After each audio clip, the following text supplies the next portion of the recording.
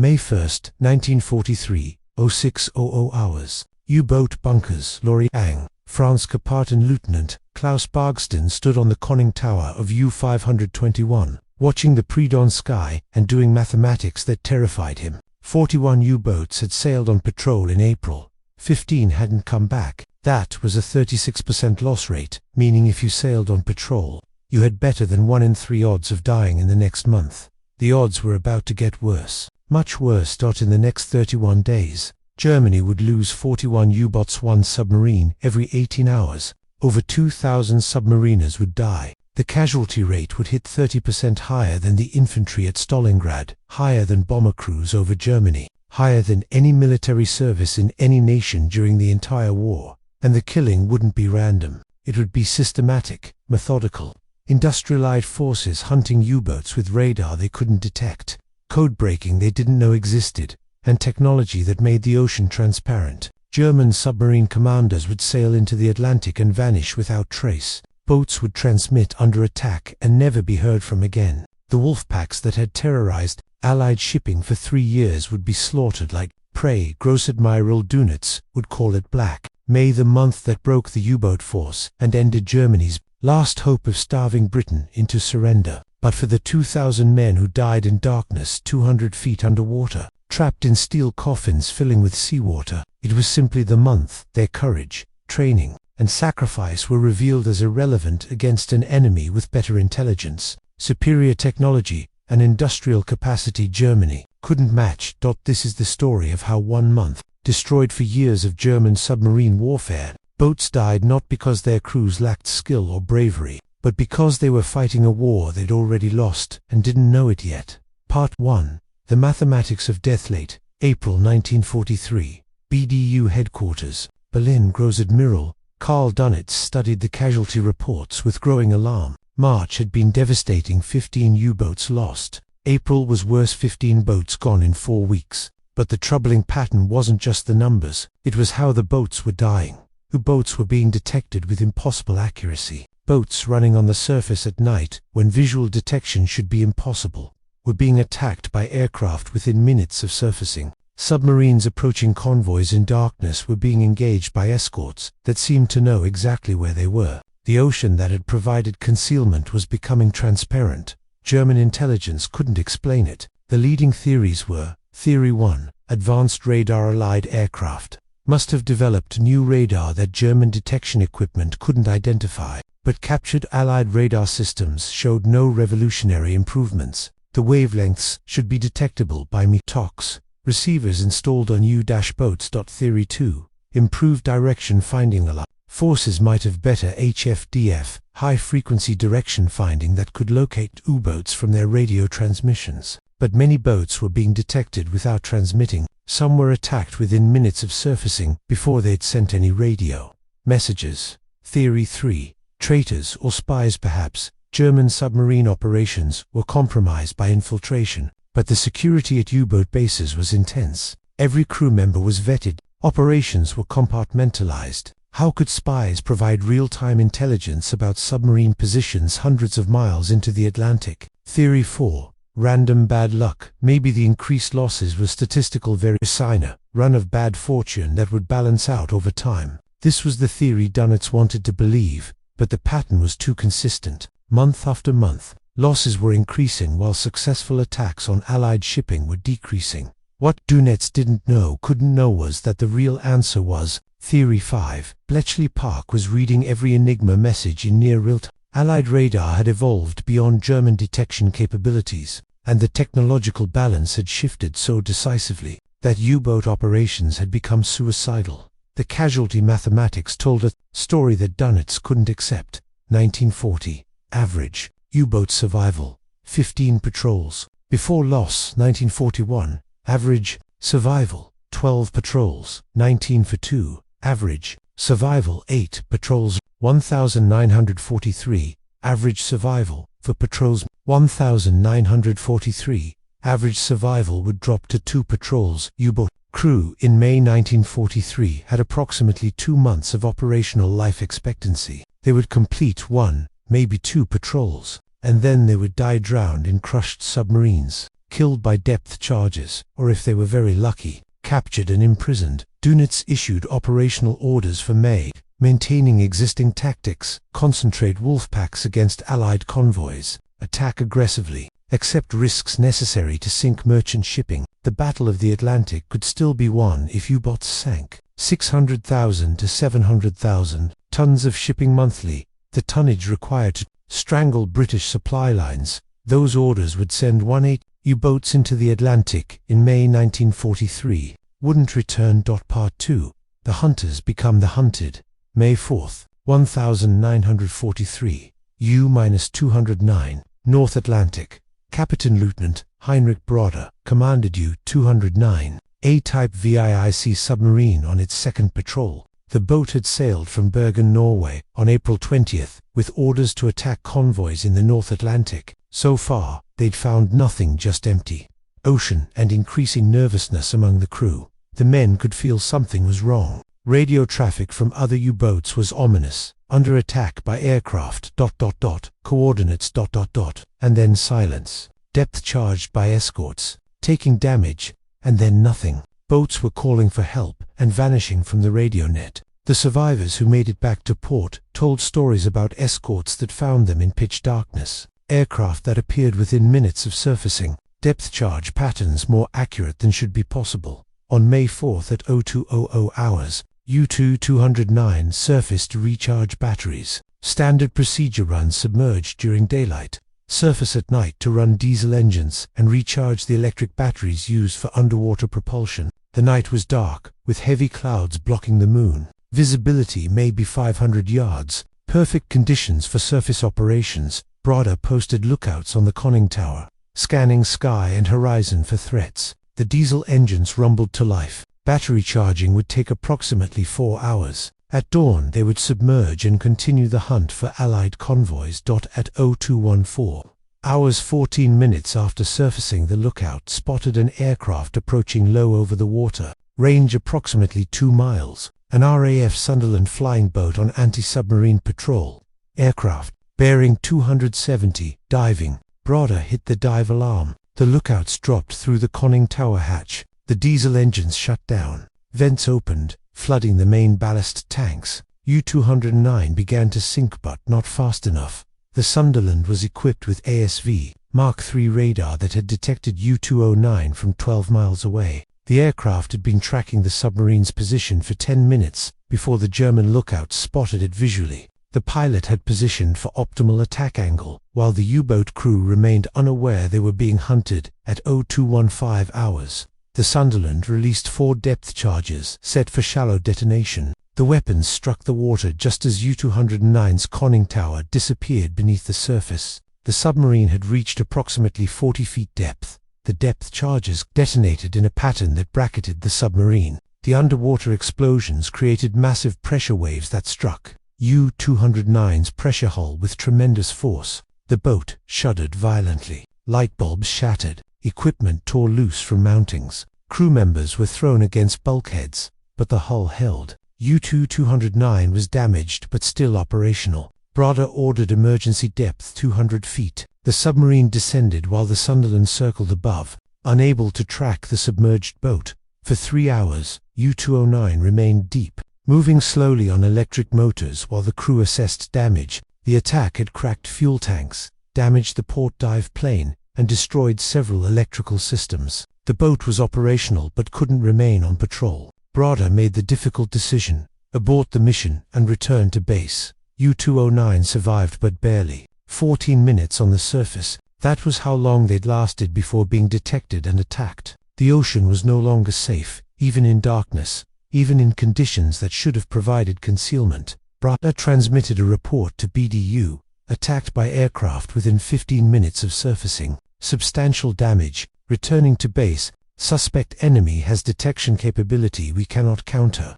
The message was intercepted by Allied listening stations, decrypted by Bletchley Park, and forwarded to operational commands confirming what Allied forces already knew. U-boats had lost their primary advantage. They could no longer hide. Part 3. The first week, 7 boats lost May 1 to 7, 1943. The killing began immediately. 7 U-boats were destroyed in the first week of May. May 1st, U-710, sunk by depth charges from HMS Orreby, northeast of Cape Farewell, Greenland. The U-boat had been detected by HFDF after transmitting a weather report. The destroyer had tracked the submarine for 3 hours before achieving contact. 45 crew members lost, no survivors. May 3rd, U-630 attacked by aircraft from HMS Biter, an escort carrier accompanying convoy. Ons-5. The U-boat was caught on the surface in daylight, attempting to shadow the convoy. 4 depth charges struck within 50 feet of the submarine. The boat sank in less than 2 minutes. 47 crew members lost, no survivors. May 4th, U-531 destroyed by depth charges from HMS Vedette and HMS Sunflower southwest of Iceland. The corvettes had detected the submarine using ASDIC and conducted a coordinated attack using new creeping depth charge patterns. The boat's pressure hull was ruptured in multiple locations. 46 crew members lost, no survivors. May 5th, U-192 attacked by a B-24 Liberator from Squadron 86. While on the surface at night, ASV Mark III radar detected the submarine from 14 miles. The aircraft approached undetected and released 6 depth charges that destroyed the U-boat before it could dive. 44 crew members lost, no survivors. May 5th, U-638, sunk by HMS Loosestrife using Hedgehog forward-throwing weapons. The escort had maintained perfect ASDIC contact throughout the attack. 24 projectiles were thrown ahead of the submarine's position. 3 achieved direct hits,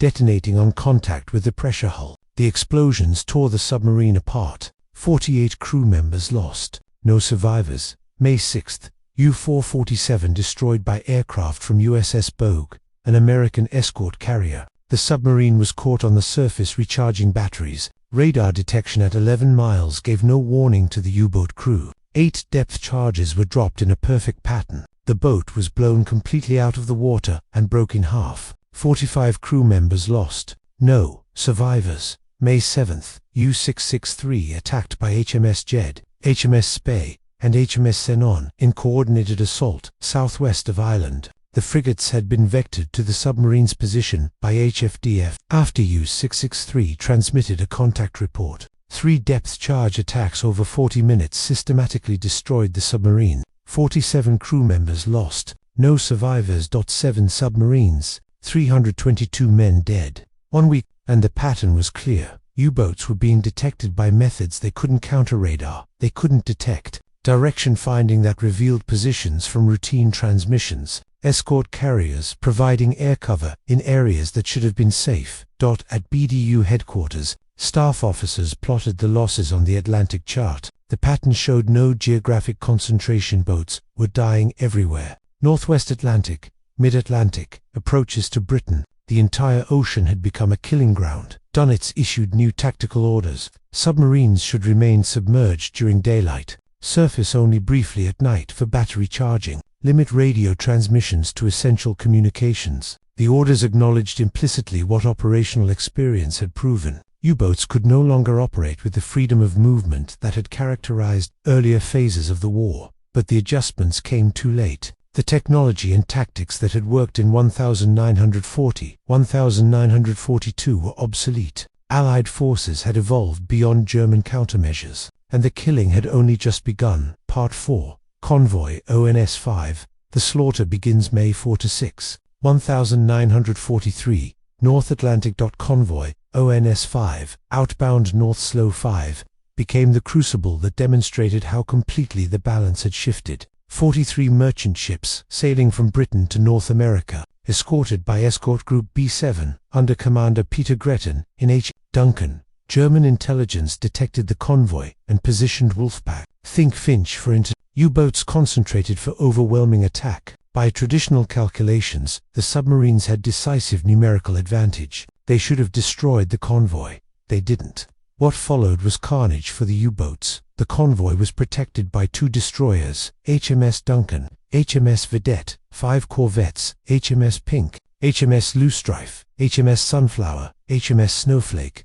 HMS Elisma, to rescue ships land-based aircraft when within range. Improved radar, ASDIC, and depth charge patterns HFDF equipment that tracked every U-boat transmission. The battle lasted 3 days. The U-boats attacked with maximum aggression, following Dinner's orders to accept high risks for high returns. They sank 13 merchant ships, a significant loss by any measure, but the escorts destroyed 6 U-boats and damaged 7 more so severely they had to abort, patrol and return to base. U-630, sunk by aircraft from HMS Biter mentioned earlier, U-531, sunk by HMS Vedette and HMS Sunflow Ru-638, sunk by H. Loosestrife using Hedgehoggy 125, sunk by HMS Oribi and HMS Snowflake after being tracked by HFDF U-192, severely damaged by aircraft, limped back to France 413, damaged by depth charges, forced to abort U-266,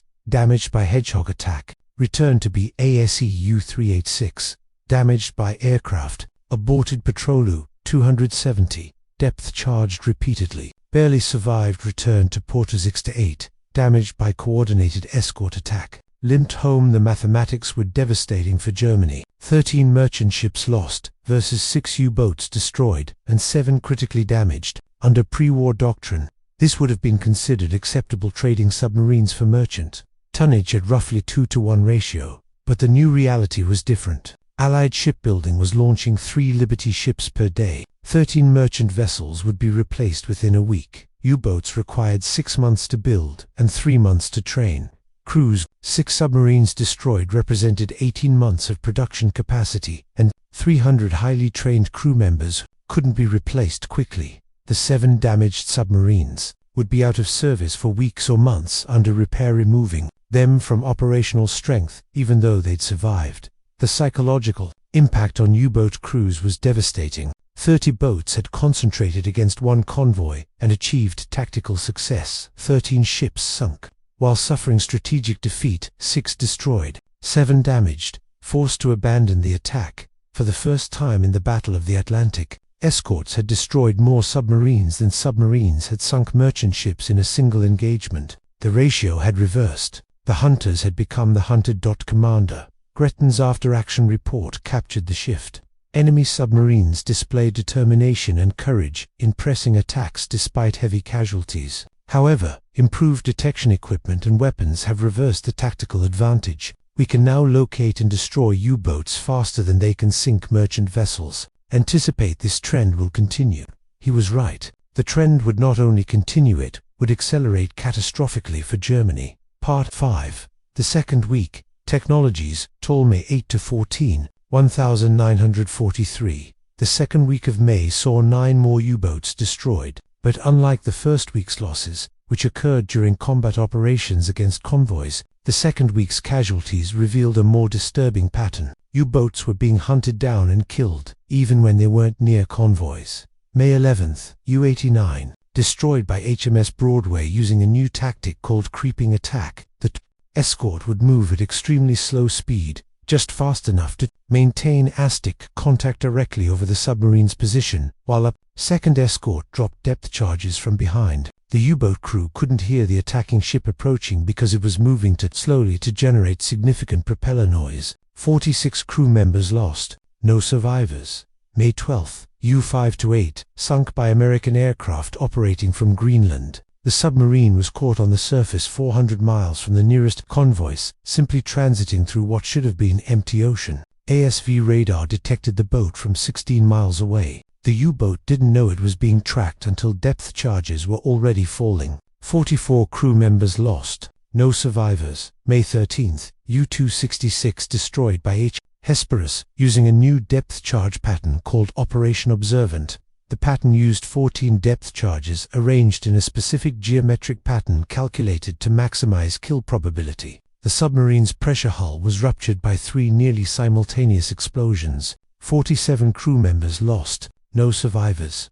May 14th, U-657 attacked by a Sunderland flying boat using a new weapon, the Mark 24 acoustic torpedo, codenamed Fido. The weapon was airdropped and homed on the submarine's propeller noise. U-657 was running submerged when the torpedo found it. The explosion broke the submarine in half. 45 crew members lost, no survivors. The pattern was clear and terrifying for German submarine command. U-boats were being found and destroyed regardless of location, tactical situation, or operational status. Submarines transiting to patrol areas, submarines hunting for convoys, submarines attempting to return to base all were equally vulnerable. The ocean had become transparent too. Allied detection systems and German countermeasures weren't working. The METOX problem. In mid-May, BDU issued emergency orders regarding METOX radar detectors. German intelligence had concluded that Allied forces might be tracking U-boats by detecting the METOX receivers themselves, that the radar detectors were acting as beacons revealing submarine positions. The theory was wrong.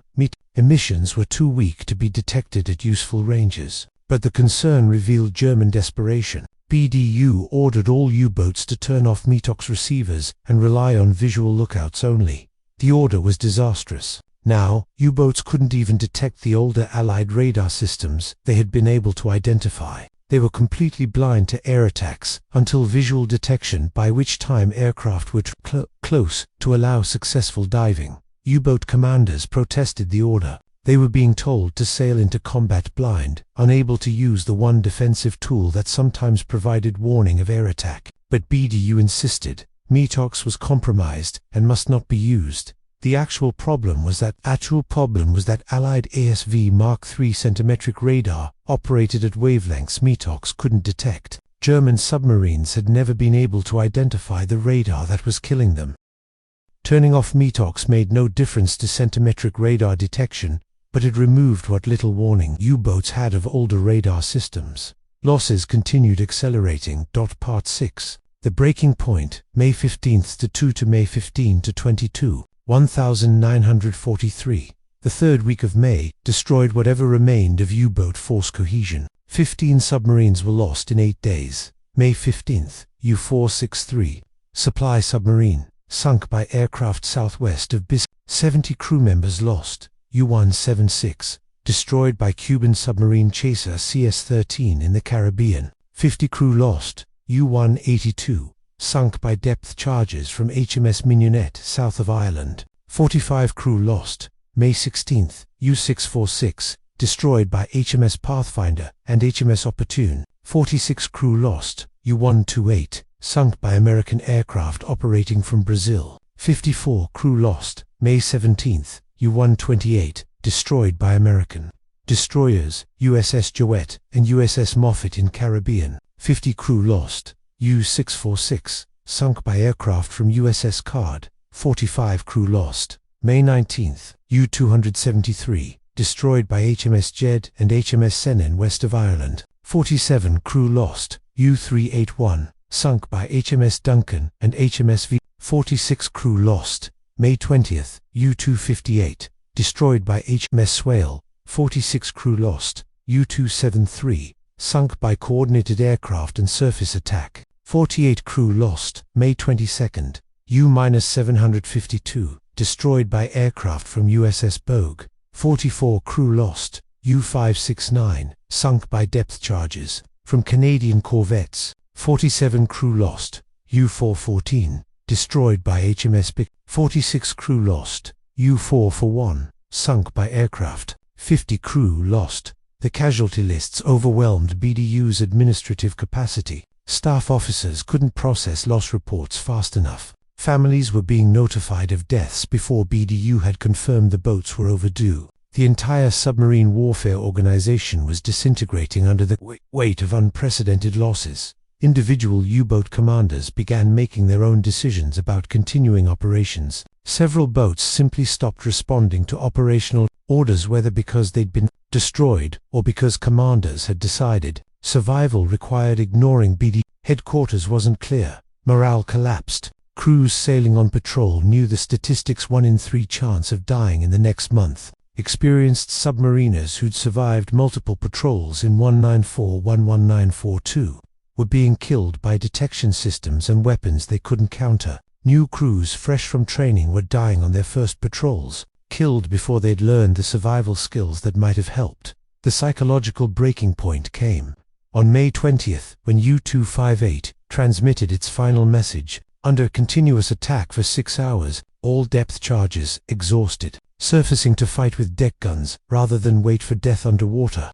Crew requests their sacrifice be remembered. U-258 surfaced, engaged escorts with its 88mm deck gun and 20mm anti-aircraft guns, and was destroyed by return fire after 15 minutes of hopeless combat. The entire crew died fighting, not because they had any chance of survival, but because dying in combat seemed preferable to drowning in a crushed submarine. The transmission was intercepted and decrypted by Bletchley Park. Allied commanders recognized it for what it was, evidence that German submarine force morale had broken. U-boats were no longer fighting to win, they were fighting to die with some illusion of dignity.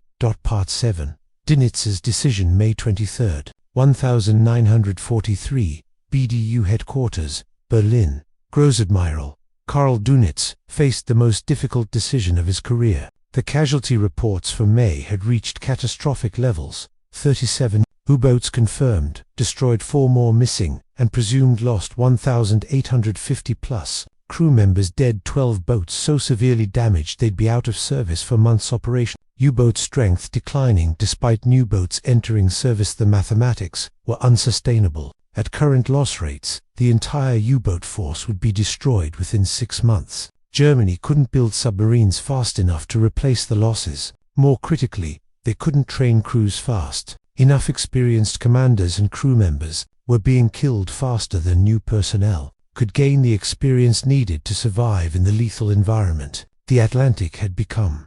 Dönitz had 3 options. Option 1, continue current operations, maintain Wolfpack tactics, accept high losses as necessary costs of sinking Allied shipping, hope that technological developments, acoustic torpedoes, schnorkel systems would restore German effectiveness before the submarine force was completely destroyed. Analysis showed this was unsustainable. Even if new technologies arrive within 3 months optimistic timeline, current loss rates would reduce operational U-boat strength below critical levels. Option 2, withdraw temporarily, pull submarines back from the North Atlantic, suspend major operations while new weapons and tactics were developed, resume offensive operations. When technological balance had improved, this option preserved the submarine force, but conceded Allied control of the Atlantic shipping lanes during the withdrawal period. It also meant admitting defeat, acknowledging that U-boats could no longer operate effectively in the Atlantic. Option 3, shift operations, move U-boats away from heavily defended North Atlantic convoy routes, focus on softer targets in South Atlantic, Indian Ocean, Caribbean areas with fewer escorts and less sophisticated defenses, reduce losses while maintaining some pressure on Allied shipping. This option preserved some offensive capability while accepting that the decisive battle for Atlantic supremacy was lost. Dönitz chose option 2, temporary withdrawal. On May 24, 1943, he issued the order that acknowledged Germany had lost the Battle of the Atlantic. All U-boats currently operating in North Atlantic to break off operations and return to base. No new deployments to North Atlantic convoy routes until further notice. Technical and tactical reassessment required before resuming major operations. The order marked the end of 3 years of U-boat dominance in the Atlantic. Never again would German submarines pose serious threat to Allied shipping. The Battle of the Atlantic was effectively over, though U-boats would continue limited operations until war's end. The decision was militarily correct, but psychologically devastating. Dönitz had built his reputation on submarine warfare. The U-boat force was his creation. His strategic vision made operational. Ordering withdrawal acknowledged that vision had failed, that Allied technology and industrial capacity had overwhelmed German tactical skill and operational courage. In his diary entry for May, Dönitz wrote, "The enemy has succeeded through new detection methods and weapons in gaining the upper hand in the Atlantic. Our losses have reached unsustainable levels. We must withdraw and hope that technical developments will allow us to resume effective operations. But I fear the Battle of the Atlantic has been decided against us." He was right. The battle was over. Germany had lost. Part 8, the final week, for more Bootshaven after Dönitz's withdrawal order. U-boats continued dying. 4 more submarines were destroyed in the final week of May as boats tried to reach home ports. May 27, U-304, destroyed by HMS Vedette and HMS Loosestrife while attempting to return to France. Caught on the surface recharging batteries, 46 crew members lost. No survivors. May 29, U-440 sunk by aircraft from HMS Archer in Bay of Biscay. The submarine was trying to run the gauntlet through Allied air patrols that covered the approaches to French U-boat bases. 45 crew members lost, no survivors. May 30th, U-563 destroyed by HMS Jed off Portugal. The submarine had survived 12 patrols, one of the oldest boats still operational. On the 13th patrol, trying to return home, the boat ran into an escort group. 48 crew members lost, no survivors. May 31st, U-418, the last boat lost in Black May, destroyed by HMS Pelican southwest of Ireland. 44 crew members lost, no survivors. The final toll for May 1943 to 41. U-boats destroyed 43, if counting boats lost in late April but reported in May 2. 102 crew members killed, 12 boats damaged beyond immediate repair. 30% of all U-boats that sailed in May were lost. No military force could sustain such casualties. No amount of courage or skill could compensate for the technological and industrial imbalance. The U-boat force had been shattered not in a decisive battle but through systematic, methodical destruction spread across 31 days. Part 9. Why Germany lost Black May wasn't a single decisive engagement. It was the cumulative result of Allied advantages in multiple domains, converging to make U-boat operations unsustainable. Intelligence superiority. Bletchley Park was reading Enigma messages in near real. Every U-boat position report, every convoy sighting, every operational order was being decrypted and forwarded to Allied forces. The Wolfpack tactic depended on radio coordination, but every transmission revealed U-boat positions to Allied direction. Finding and provided intelligence that positioned escorts and aircraft. OPTIMALLY. Technological superiority. ASV Mark III. Centimetric radar detected submarines beyond visual range and U-boats couldn't detect the radar. HFDF tracked radio transmissions with precision that allowed escorts to find submarines in darkness. Improved weapons. Hedgehog. Better depth charge patterns. Acoustic torpedoes increased kill probability dramatically. Industrial superiority. Allied shipyards launched 3 Liberty ships per day. Losing 13 merchant ships in the convoy ONS-5 battle was painful but not decisive. Those ships were replaced within a week. Losing 6 U-boats represented months of production, capacity, and irreplaceable trained crews. Air power. Escort carriers eliminated the mid-Atlantic air gap. Long-range patrol aircraft, VLR Liberators. Sunderlands could reach anywhere in the Atlantic. Submarines that surfaced faced immediate air attack. The ocean's surface, which U-boats needed to transit and recharge batteries, had become a killing ground. Tactical evolution. Allied anti-submarine tactics had evolved dramatically. Coordinated attacks by multiple escorts. Creeping attacks that maintained ASDIC contact throughout. Improved depth charge patterns. Forward-throwing weapons. All increased effectiveness against submarines. Meanwhile, German tactics hadn't evolved since 1941. Training and experience. Allied forces benefited from 3 years of continuous learning. Escort commanders, aircraft pilots, and ASDIC operators had developed instincts and techniques that formal doctrine couldn't capture. Meanwhile, Germany was losing experienced U-boat commanders faster than they could train replacements. The combination was overwhelming. U-boats were fighting blind against opponents who could see them clearly, using weapons that were obsolete against technology they couldn't counter, following tactics that no longer worked. With industrial support insufficient to sustain losses, courage wasn't enough. Skill wasn't enough. The men who died in Black May were among the bravest and most professional submariners of any navy, but they were fighting a war that technology and industrial capacity had already decided against them. Part 10. The human cost behind the statistics were 2,102 individual deathsmen who drowned in crushed submarines, who were killed by explosions, who died slowly from asphyxiation as oxygen ran out in damaged boats, who perished from exposure after abandoning sinking submarines. Each death had a story. Kapitänleutnant Klaus Peter Carlsen, USS, killed May 31, 1943, aged 24, married 3 months. Before sailing on his first patrol as a commander, his wife was pregnant. The child would be born in September, never knowing his father. Carlsen died when HMS Hesperus destroyed U-732 with a perfectly executed depth charge attack. His body was never recovered. His wife received a telegram. Your husband is reported missing in action and must be presumed dead. Oberleutnant Xerxes Heinrich Lehmann will U-256 damaged May 20, 1943. One of Germany's most successful U-boat commanders. Survived Black May but was so psychologically traumatized by the systematic destruction.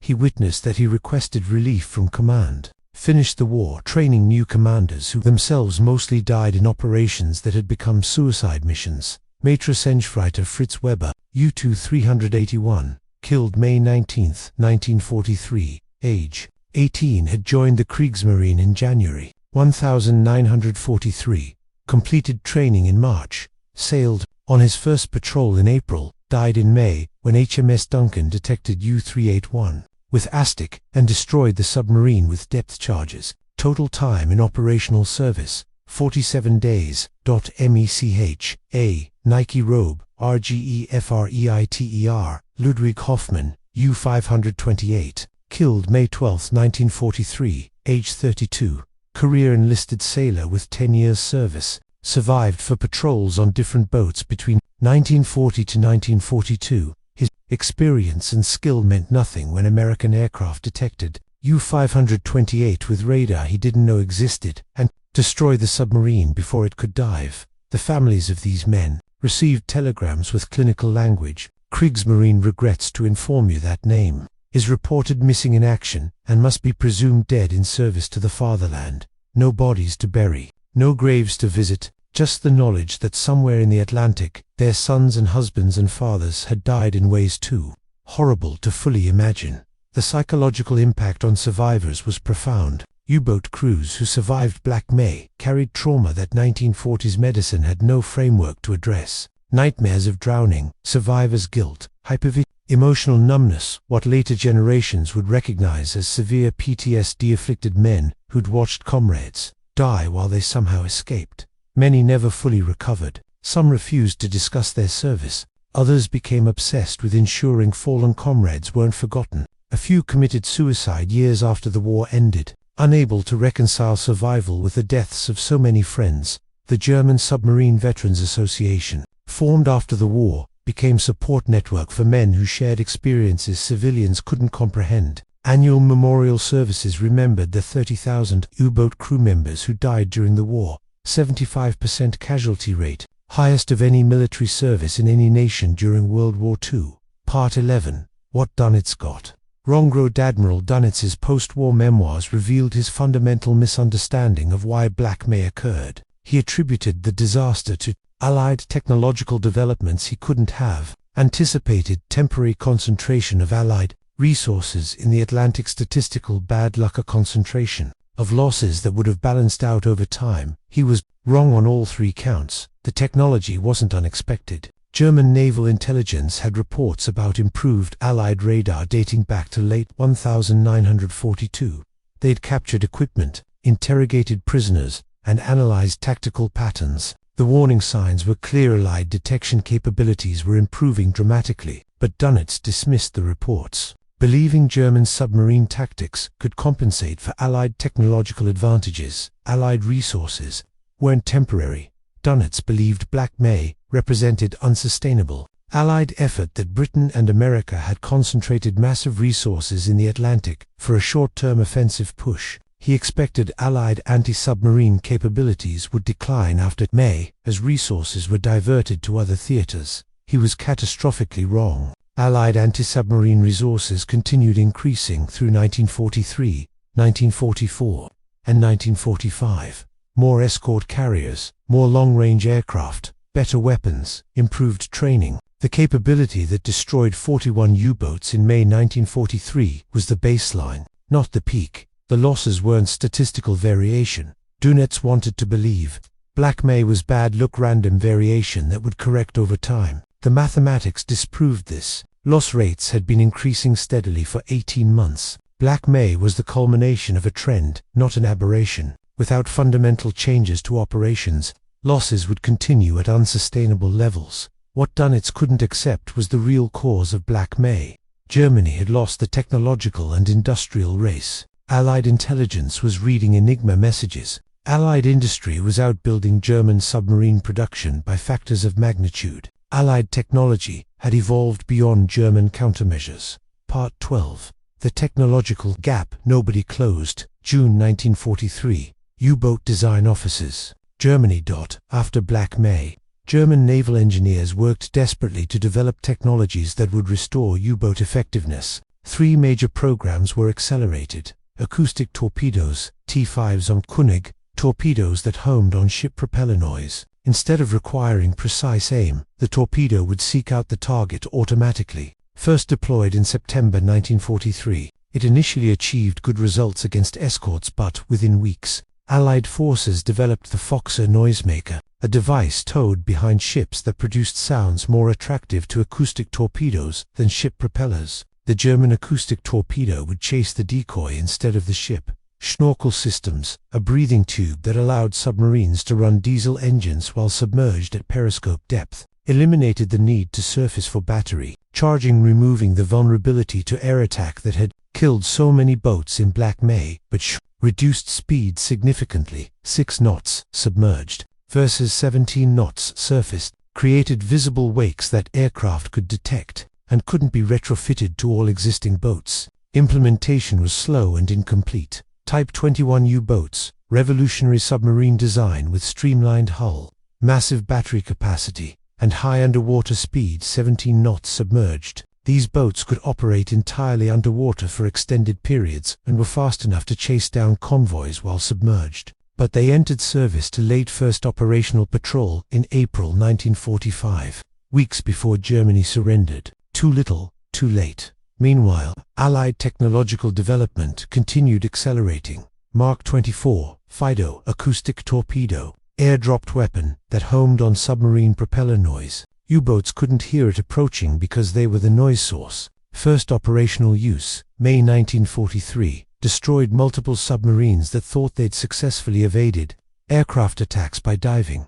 Improved radar by late 1943. Allied radar could detect periscopes and schnorkel tubes. Even submarines trying to remain hidden at periscope depth were being found and attacked. Some airdropped listening devices that could detect submerged submarines and radio their position to attacking aircraft. Eliminated the need for visual detection. Aircraft could hunt submarines that were completely submerged. The industrial and scientific capacity gap was simply unbridgeable during wartime. Part 13, June-December 1943. The long defeat after Dinitz's withdrawal order. U-boats returned to Atlantic operations in June 1943, but under very different conditions. No more large wolfpack, no more aggressive convoy attacks. New doctrine emphasized survival over sinking tonnage. The results were predictable. June 1943, 17 U-boats lost. 21 merchant ships sunk. July 1943, 37 U-boats lost. 46 merchant ships sunk. August 1943, 25 U-boats lost. 30 merchant ships sunk. September 1943, 9 U-boats lost. 29 merchant ships sunk. October 1943, 26 U-boats lost. 44 merchant ships sunk. November 1943, 19 U-boats lost. 17 merchant ships sunk. December 1943, 8 U-boats lost. 13 merchant ships sunk. The pattern was clear. U-boats were sinking fewer merchant ships while suffering higher losses. In November 1943, escorts destroyed more submarines than submarines sank. Merchant ships, a ratio that demonstrated complete Allied dominance. The strategic mathematics were brutal. Allied shipyards launched approximately 3 million tons of new merchant shipping in the second half of 1943. U-boats sank approximately 500,000 tons. Germany was losing the replacement race by a ratio of 6-1. Meanwhile, every U-boat lost represented 300,000 man-hours of industrial production. 6 months construction time. 50 trained crew members. Experience that couldn't be quickly replaced. By December 1943, the U-boat force was no longer a strategic threat to Allied shipping. It had become a dying service where men continued fighting not because they could win, but because surrender wasn't an option. Part 14. The Survivor's Perspective Interview with Corvettan Caping. Hans-Joachim Sch, Commander U-43, interviewed 1978. Black May destroyed more than submarines. It destroyed our belief that courage and skill could overcome material disadvantage. We'd been taught that German submarine commanders were superior to Allied sailors better trained, more experienced, tactically superior. May 1943 proved that wrong. Allied sailors weren't superior, but their equipment was, their intelligence was, their industrial support was. We were fighting blind against opponents who could see us clearly. We were using tactics from 1940 against technology from 1943. We were brave. We were skilled. It didn't matter. I survived Black May by luck. My boat was in the South Atlantic when the slaughter happened, in the North Atlantic. When we returned to base in June, we found out that half the commanders we'd trained with were dead. Boats we'd sailed with were gone. The crews we'd shared leave with had drowned in crushed submarines. Part 15. The Allied Perspective Interview with Commander Peter Gretton, Commander HMS Duncan during Convoy ONS-5 battle. Interviewed 1965. Black May was the month we realized we'd won, not because of any single battle, but because of the cumulative effect of advantages in intelligence, technology, and tactics. We could find U-boats faster than they could hide. We could kill them more effectively than they could sink our ships. The turning point wasn't dramatic. It wasn't one decisive engagement. It was the realization shared by commanders across the escort groups that we were hunting submarines instead of submarines hunting us. The psychological shift was as important as the technical advantages. In 1941, 1942, we'd been desperate. U-boats were sinking ships faster than we could replace them. Escorts were inadequate. Detection equipment was primitive. We were losing the Battle of the Atlantic, and we knew it. Part 16. The strategic implications. Black May's impact extended far beyond submarine warfare. The Battle of the Atlantic's resolution affected every other aspect of the war. D-Day becomes possible. Allied victory in the Atlantic ensured that supplies, troops, and equipment could flow from America to Britain without unsustainable losses. The massive buildup required for the Normandy invasion, millions of tons of supplies, thousands of aircraft, hundreds of thousands of troops, was only possible because U-boats no longer threatened Atlantic shipping lanes. Strategic bombing intensifies. Fuel, bombs, and replacement aircraft reached Britain safely, allowing the combined bomber offensive to escalate. The bombing campaign that devastated German industry and cities depended on Atlantic supply lines that U-boats could no longer cut. Soviet aid continues. Arctic convoys to Murmansk faced U-boat attacks, but the weakened U-boat force couldn't prevent supplies from reaching the Soviet Union. American and British aid continued flowing to the Eastern Front, supporting Soviet offensives.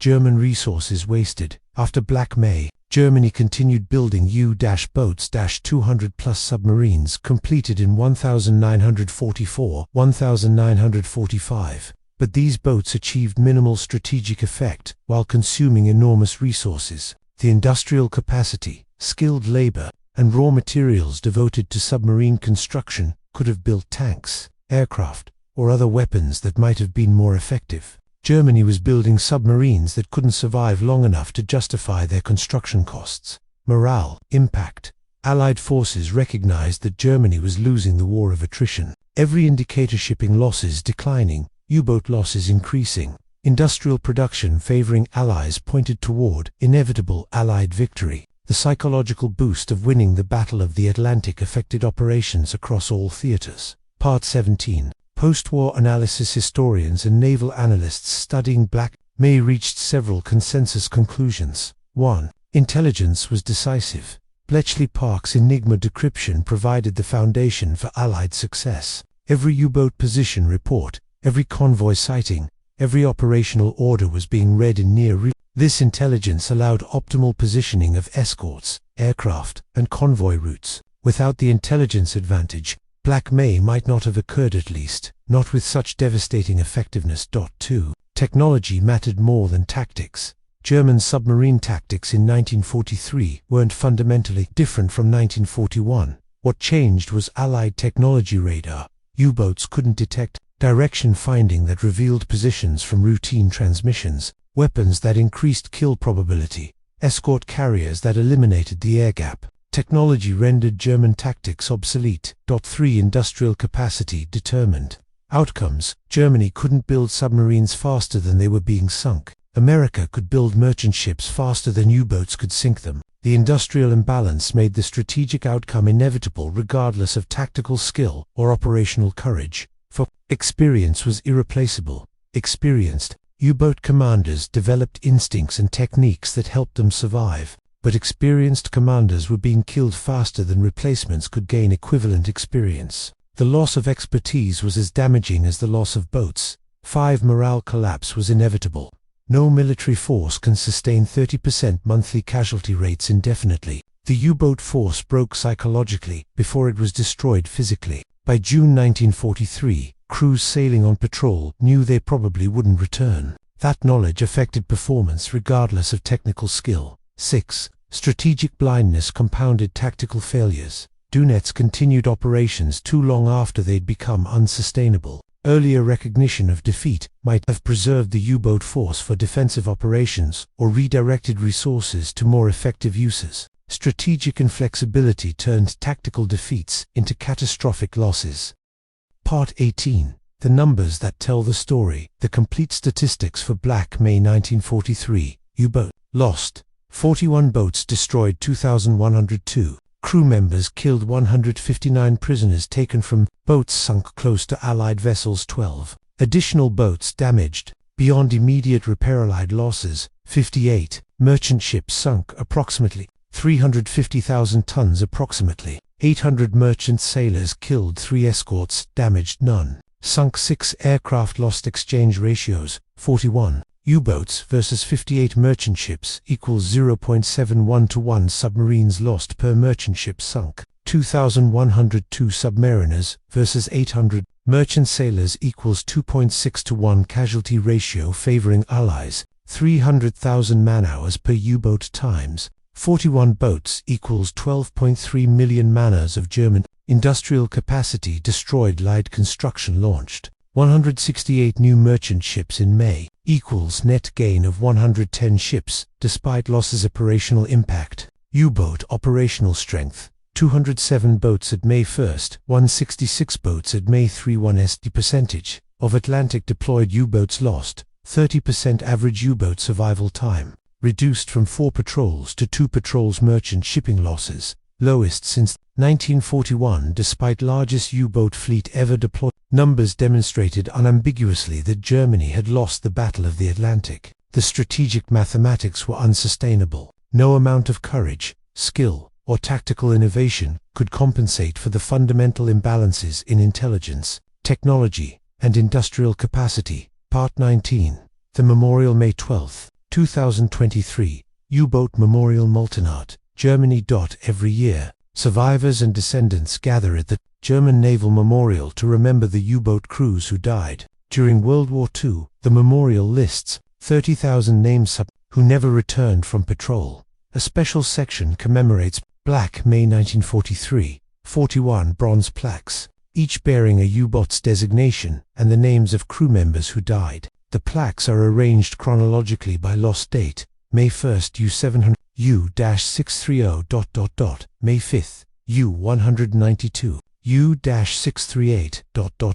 May 15th, U463, U176. U182, elderly men in their 90s, the last survivors of Black May stand before the plaques, remembering comrades who died 80 years ago. Their numbers diminish each year. Soon, no one will remain who experienced Black May firsthand. The living memory will fade into history. One survivor, Oberbootsman Heinrich Müller, aged 98, who served on U-546, the sole survivor of Operation Seawolf, 1 month later, reflects, "Black May was when we lost the war at sea. We didn't know it then. We kept fighting for 2 more years. But May 1943 was the moment when the outcome became inevitable. Allied technology and industrial capacity overwhelmed our courage and skill. I survived by luck, pure random chance. I could have been on any of the 41 boats that died that month. 2,000 comrades weren't as lucky. They drowned in crushed submarines, killed by explosions, died slowly from asphyxiation. Most were younger than most had families who never learned exactly how they died. We were told we were fighting for Germany. We believed we were defending our homeland. We didn't fully understand the politics or ideology. We were sailors following orders, trusting our commanders, believing our cause was just. Now, 80 years later, I understand we were fighting for a regime that didn't deserve our sacrifice. Our courage was real, our sacrifice was genuine, but the cause was wrong. That knowledge doesn't diminish the men who died. They were brave sailors doing their duty as they understood it, but it does make their deaths even more tragic. I come here every year to remember them, to ensure their names aren't forgotten, not to glorify war or celebrate sacrifice, but to acknowledge that 2,000 men died in May 1943 because of decisions made by commanders who didn't understand the war had already been lost. Part 20. Lessons that transcend history. Black May 1943 offers lessons relevant beyond its specific historical context. Lesson 1. Courage without support is sacrifice without purpose. The U-boat crews who died in Black May were among the bravest and most skilled submariners of any navy, but courage and skill couldn't compensate for fundamental disadvantages in intelligence, technology, and industrial support. Organizations that send people into combat without adequate support are wasting lives, not achieving objectives. Lesson 2. Technology determines tactical options. Submarine tactics that worked brilliantly in 1940-1942 became suicidal by 1943 because Allied technology had evolved. Tactics must adapt to technological realities. Organizations that continue using obsolete tactics against opponents with superior technology are ensuring failure. Lesson 3. Industrial capacity ultimately decides wars of attrition. Germany couldn't build submarines faster than they were being sunk. America could build merchant ships faster than U-boats could sink them. The industrial imbalance made the strategic outcome inevitable. In prolonged conflicts, industrial capacity matters more than initial tactical advantages. Lesson 4. Intelligence advantages. Our force multiplies. Bletchley Park's ability to read Enigma messages provided intelligence that multiplied the effectiveness of Allied anti-submarine forces. Knowing where U-boats were positioned, what their orders were, and how they planned to operate transformed tactical engagements. Intelligence superiority can compensate for numerical inferiority.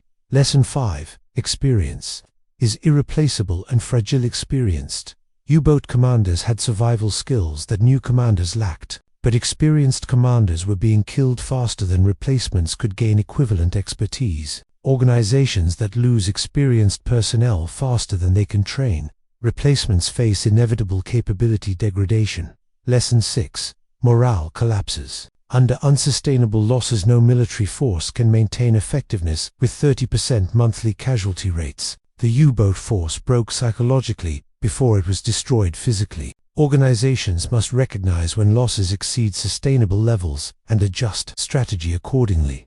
Lesson 7. Strategic blindness compounds tactical failure. Estimates refusal to acknowledge that U-boats could no longer operate effectively in the Atlantic turned tactical defeats into strategic catastrophe. Leaders who can't recognize when situations have become untenable compound failures by persisting with strategies that no longer work. These lessons remain relevant in contemporary conflicts where intelligence, technology, and industrial capacity continue determining outcomes more decisively than courage or tactical skill. Epilogue. The ocean remembers nothing. Atlantic waters, where 41 U-boats died in May 1943, show no evidence of the slaughter that occurred there 80 years ago. The submarines rest on the ocean floor, some at depths that will never be explored, slowly dissolving into rust and memory. The 2,102 men who died remain with their boats, eternal submariners in steel tombs. No graves mark their deaths. No monuments stand at the coordinates where they perished. Just endless ocean that witnessed their final moments and remembers nothing. The families who received telegrams in May 1943, "Your son, husband, brother, is reported missing in action and must be presumed dead," are themselves mostly gone now. The wives who became widows, the parents who lost sons, the children who grew up without fathers, they carried grief for decades, but time claimed them as surely as the Atlantic claimed the submariners. The Atlantic remembers nothing. History remembers everything, and we remember them not to glorify war or celebrate sacrifice, but to acknowledge that 2,102 men died in May 1943 in a battle that was already lost, for causes that didn't deserve their lives, in service to a regime that wasted their courage. May they rest in whatever peace the cold Atlantic depths can offer.